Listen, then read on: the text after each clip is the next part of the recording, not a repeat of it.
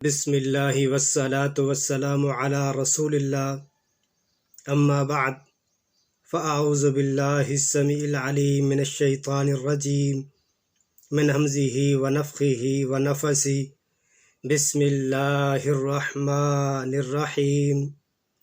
تیرے اعمال سے ہے تیرا پریشاں ہونا، تیرے اعمال سے ہے تیرا پریشاں ہونا، ورنہ مشکل نہیں مشکل کا آساں ہونا۔ پورے عالم پہ حکومت ہو تیری اے مسلم، پورے عالم پہ حکومت ہو تیری اے مسلم، تو سمجھ جائے اگر مسلمان ہونا۔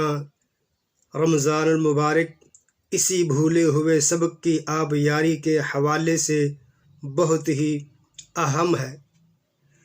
ارکان ایمان اور ارکان اسلام کی دین میں بہت زیادہ اہمیت ہے۔ رمضان بھی 5 ارکان اسلام میں سے ایک ہے جس کے بغیر ایمان کی تکمیل ناممکن ہے۔ دیگر ارکان دین کی طرح رمضان کے بھی روحانی، اخلاقی، دعوتی اور تربیتی کثیر فوائد و ثمرات ہیں۔ اس کا اندازہ رمضان المبارک کے متعلق شرعی ہدایات اور نبوی تعلیمات سے لگایا جا سکتا ہے۔ رمضان المبارک میں فقہی احکام اور فروعی مسائل کے متعلق شرعی ہدایات کے ساتھ ساتھ رمضان کے دعوتی و تربیتی اسباق پر بھی خاص توجہ دینی چاہیے اور انہیں خوب اجاگر کرنا چاہیے، کیونکہ ہر سطح پر زوال پذیر امت کو اس کی بہت ضرورت ہے۔ چند نکات کا اختصار کے ساتھ تذکرہ کیا جاتا ہے۔ رمضان اور روحانیت کی معراج۔ اسلام میں ایمان، عقیدے اور روحانیت کی سب سے زیادہ اہمیت ہے۔ رسول اللہ صلی اللہ علیہ وسلم نے اسی پر سب سے زیادہ محنت فرمائی، خاص طور پر 13 سالہ عہد مکی میں۔ اس کا اندازہ مکی صورتوں کے گہرے شعوری مطالعہ سے لگایا جا سکتا ہے۔ رمضان المبارک بھی روحانیت کی معراج ہے۔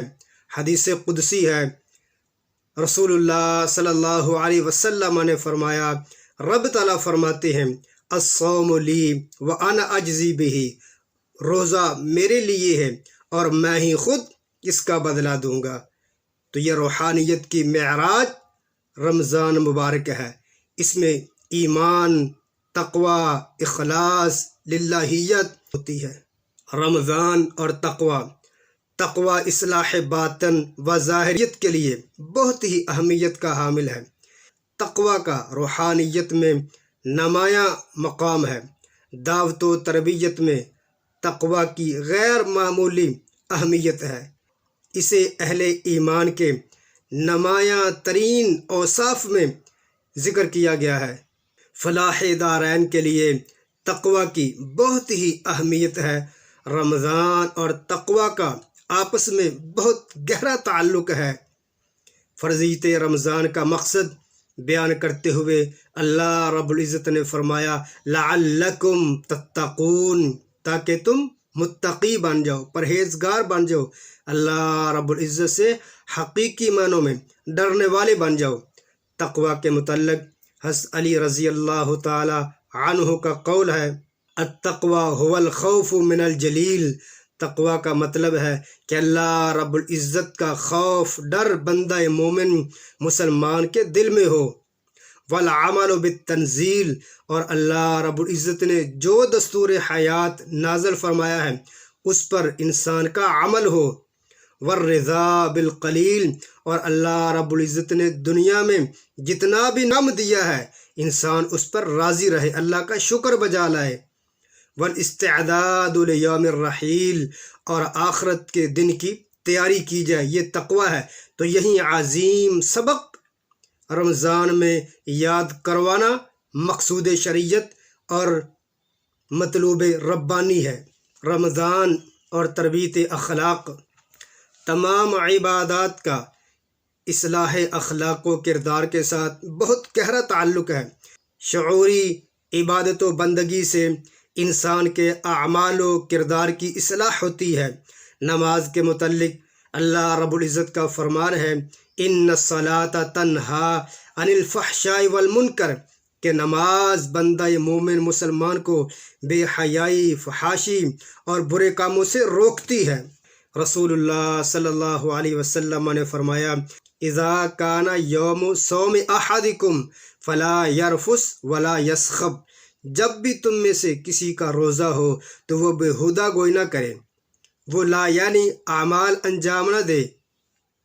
فَإِنْ صَابَهُ أَحَدٌ أَوْ قَاتَلَهُ، اس حد تک رمضان اخلاق کی بہتری کا درس دیتا ہے، اور اس حد تک اخلاق بہتر کرنے کی تلقین کی گئی ہے رمضان میں، حتیٰ کہ اگر کوئی نادان صاحب روزہ مسلمان سے لڑائی جھگڑا کرتا ہے، حتیٰ کہ گالی گلوچ تک کرتا ہے، تو نبی علیہ الصلوۃ والسلام نے فرمایا اس کے مقابلے میں روزہ دار اس کا جواب نہ دے، بلکہ وہ کہے انی امرؤ صائم، میں تو اللہ کے حکم کا پابند ہوں، میں نے روزہ رکھا ہوا ہے۔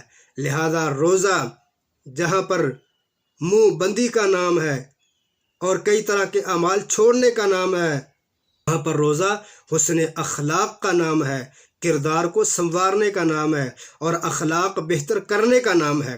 اور سب سے بہترین اخلاق یہ ہے کہ جو انسان کسی سے لڑائی جھگڑا کرتا ہے، گالی گلوچ کرتا ہے، انسان اس کے جواب میں بھی خاموش رہے اور حسن اخلاق کا مثالی مظاہرہ پیش کرے، اور یہی سبق رمضان میں دیا گیا ہے۔ رمضان اور اصلاح گفتار، عمل و کردار کی بہتری کے ساتھ ساتھ انسان کا قول و گفتار مثالی ہونا یہ بھی مطلوب شریعت ہے، اور اس کی بھی رمضان میں خاص تلقین کی گئی ہے۔ رسول اللہ صلی اللہ علیہ وسلم نے فرمایا، من لم یدع قول الزور والعمل به فلیس للہ حاجۃ فی ان یدع طعامہ وشرابہ، جو بندہ روزہ رکھنے کے باوجود اپنی زبان کی حفاظت نہیں کرتا، گفتار کو بہتر نہیں کرتا، اپنی قول اور بات کو بہتر نہیں کرتا، والعمل به، اور غلط معاملات ترک نہیں کرتا، اعمال اور کردار، گفتار اور کردار، اس کو بہتر کرنا اس کی شریعت میں بہت ہی اہمیت ہے، اور روزے میں اس کی خاص طور پر تاکید کی گئی ہے کہ جو انسان اپنے عمل و کردار میں بہتر نہیں ہوتا، اللہ رب العزت کو ایسے روزے دار کے روزے کی کوئی اہمیت نہیں ہے۔ منہ بند کرنے کے ساتھ ساتھ لغویات سے پرہیز، لا یعنی امور سے بے تعلقی، اللہ رب العزت کی نافرمانی والے اعمال سے اجتناب، اور شرعی حدود کی پامالی سے پرہیز، یہ انتہائی ضروری ہے، اور اللہ رب العزت کے ساتھ شاندار مثالی مضبوط تعلق ہونا بھی ضروری ہے۔ رمضان اور تربیت اولاد، روزہ ویسے تو صبح سے شام تک مخصوص اشیاء سے رکنے کا نام ہے، لیکن روزے کے متعلقہ جتنے امور ہیں اگر ان کا جائزہ لیا جائے تو اس سے پتہ چلتا ہے کہ روزہ 24 گھنٹے کی عبادت ہے۔ سحر و افطاری، ذہنی تیاری، قیام و تلاوت، صبر و برداشت، عفو و درگزر اور جود و سخاوت، سبھی اس عظیم مہینے میں اکٹھے ہو جاتے ہیں، اور روزے کی حالت میں بندہ مومن مسلمان کو ان تمام چیزوں کی تعلیم اور تربیت دی جاتی ہے۔ تو لہذا بچوں کی رمضان میں تربیت کے لیے ضروری ہے کہ بچوں کو سحری افطاری میں شریک کیا جائے، افطاری کے وقت دعا میں انہیں شریک کیا جائے، رمضان کی اسلام میں جو اہمیت ہے اس سے آگاہ کیا جائے، اسلام کی قدر و منزلت جو اللہ رب العزت نے بیان فرمائی ہے بچوں کو ان سے آگاہ کیا جائے، ہمیں انتہائی خوش اسلوبی اور خیر خواہانہ انداز میں تعلیم دی جائے۔ رمضان میں جو گناہ ہیں، جو نافرمانیاں ہیں، اور جو رمضان کا مقصد ہے بچوں کو انتہائی خوبصورت انداز میں ان سے آگاہ کیا جائے اور بچوں کو ان امور کی پابندی کی تلقین کی جائے جن کی پابندی کا اسلام نے درس دیا ہے، تو رمضان تربیت اولاد کے حوالے سے بھی خاص اہمیت کا حامل ہے۔ رمضان میں بچوں کی تربیت کا شاندار انداز یہ بھی ہے کہ 7-10 سال کے بچوں کو وقفے سے جب موسم مناسب ہو انہیں روزہ رکھوایا جائے، اور حدیث مبارکہ میں اس کا تذکرہ اس انداز سے ملتا ہے کہ اصحاب رسول بیان کرتے ہیں کہ ہم اپنے بچوں کو روزہ رکھوایا کرتے تھے، اور بچوں کو بہلانے کے لیے، ان مصروف رکھنے کے لیے تاکہ ان کا روزہ مکمل ہو جائے کہ کھلونے بنا کے انہیں دیا کرتے تھے۔ ان کو روزہ رکھوانا اور اس طرح کی انہیں مصروفیات میں مشغول رکھنا تاکہ ان کا کھانے پینے کی طرف دھیان کم ہو اور وہ اپنا روزہ مکمل کر لیں، اور بچوں کو اس عظیم عبادت کی افادیت اور اہمیت کا اندازہ ہو۔ تو رمضان بچوں کی تربیت کے حوالے سے بہت ہی شاندار اور مثالی اہمیت کا حامل ہے۔ رمضان اور قرآن کا آپس میں بہت گہرا تعلق ہے۔ ایک دفعہ مکمل قرآن کریم لوح محفوظ سے آسمان دنیا پر بیت العزہ میں نازل ہوا، اور یہ رمضان المبارک کی لیلۃ القدر میں یہ اس عظیم عمل کو انجام دیا گیا۔ انا انزلناہ فی لیلۃ القدر۔ بیت العزہ سے 23 برس میں تھوڑا تھوڑا قرآن رسول اللہ صلی اللہ علیہ وسلم کے قلب اطہر پر نازل ہوا، اور اس کا آغاز بھی غار حرا میں رمضان المبارک کے عظیم مہینے میں ہوا۔ تربیت اولاد، اصلاح افراد اور شخصیت سازی کے لیے قرآن سے بلا واسطہ مضبوط تعلق انتہائی ضروری ہے۔ رمضان مبارک میں اس پہلو پر بھی خاص توجہ دینی چاہیے۔ اس کا اندازہ رسول اللہ صلی اللہ علیہ وسلم کے اس عمل مبارک سے لگایا جا سکتا ہے۔ کانا جبریل یلقاہ فی کل لیلۃ فی رمضان۔ حضرت جبریل امین علیہ السلام رمضان مبارک کی ہر رات رسول اللہ صلی اللہ علیہ وسلم کی خدمت میں حاضر ہوتے۔ فیدارسہ القرآن۔ حضرت جبریل نبی علیہ السلام سے قرآن کریم کا دور کرتے۔ قرآن دور کرنے کا مطلب یہ ہوتا ہے آپس میں ایک دوسرے کو قرآن کریم سنانا۔ حفاظ کرام اس عمل کو خوب اچھی طرح جانتے ہیں۔ تو رمضان اور قرآن کا آپس میں بہت گہرا تعلق ہے۔ رمضان اور جود و سخاوت، مال و دولت کی محبت بہت بڑا فتنہ ہے۔ اس سے دینی، اخلاقی اور سماجی کئی طرح کی خرابیاں جنم لیتی ہیں۔ دین نے اس کا علاج حلال و حرام کی تمیز اور جود و سخاوت کی ترغیب کے ذریعے فرمایا ہے۔ صدقہ خیرات سے باہمی اخوت و ہمدردی، خیر خواہی اور محبت و الفت پیدا ہوتی ہے، جو کہ اسلامی معاشرے کا امتیازی وصف ہے۔ رمضان اور انفاق و صدقات، ان کا آپس میں بہت گہرا تعلق ہے۔ کانا رسول اللہ صلی اللہ علیہ وسلم اجود الناس۔ اللہ کے رسول صلی اللہ علیہ وسلم تمام نوع انسانی سے بڑھ کر سخی اور جواد تھے آپ۔ وکانا اجود ما یکون فی رمضان حین یلقاہ جبریل۔ رمضان المبارک میں حضرت جبریل علیہ السلام کی اجود بالخیر من الریح المرسلہ، جس طرح تیز آندھی اور ہوا چلتی ہے، رسول اللہ صلی اللہ علیہ وسلم اس طرح ماہ رمضان سخاوت کرتے۔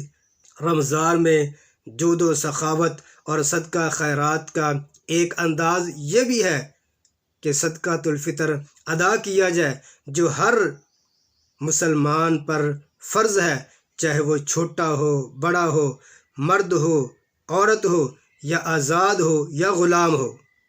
رمضان اور توبہ استغفار، رمضان اور دعا کا آپس میں بہت گہرا تعلق ہے۔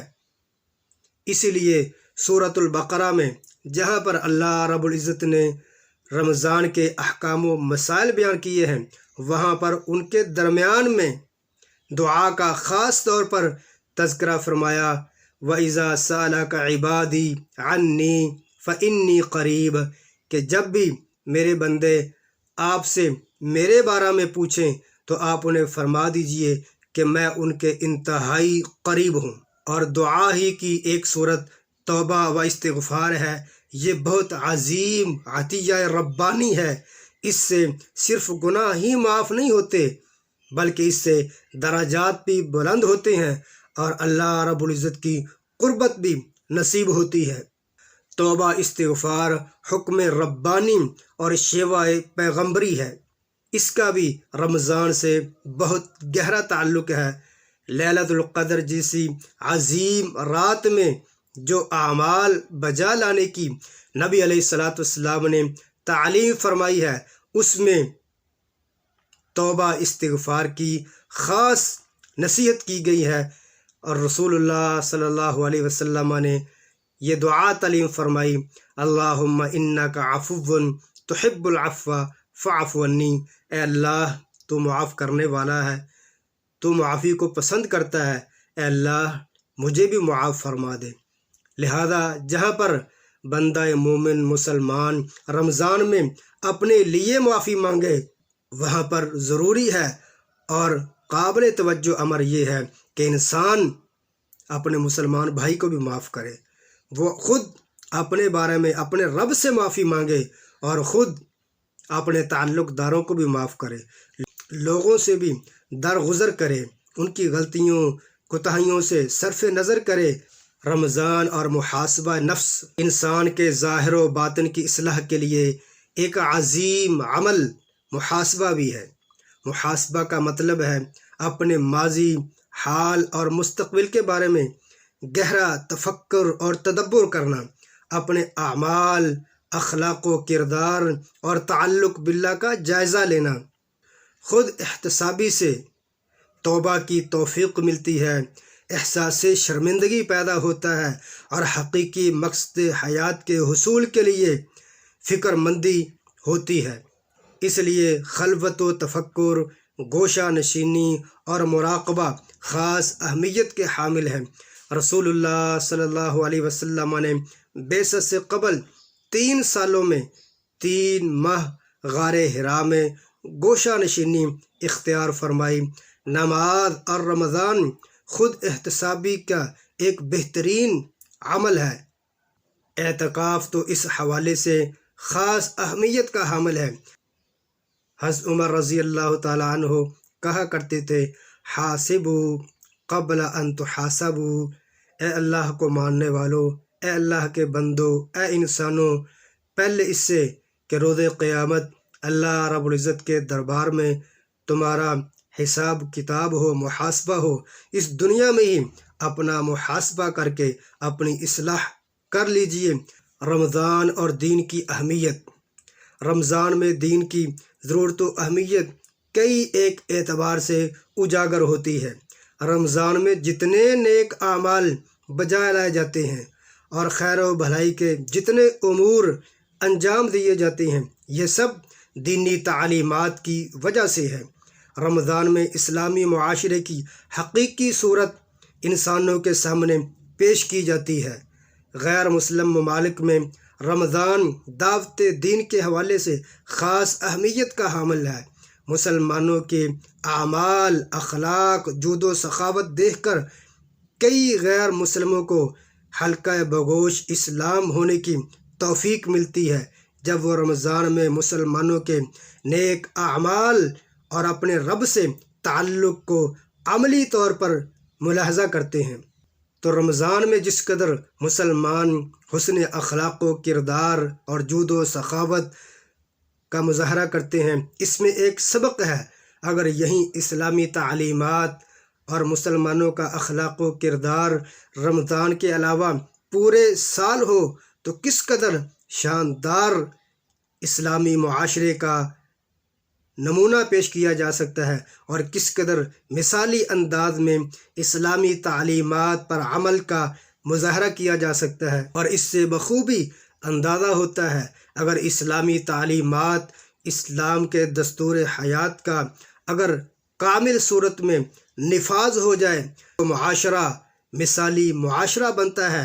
رسول اللہ صلی اللہ علیہ وسلم نے اسلام کے کامل طور پر عملی نفاذ کے ذریعے کس قدر اس عرب کے معاشرے کو امن سکون نصیب فرمایا اور کس قدر انہیں عروج و اقبال نصیب ہوا، اور وہ تمام انسانیت کے لیے اسوہ قرار پائے اور امت کی قیادت اور سیادت انہیں نصیب ہوئی۔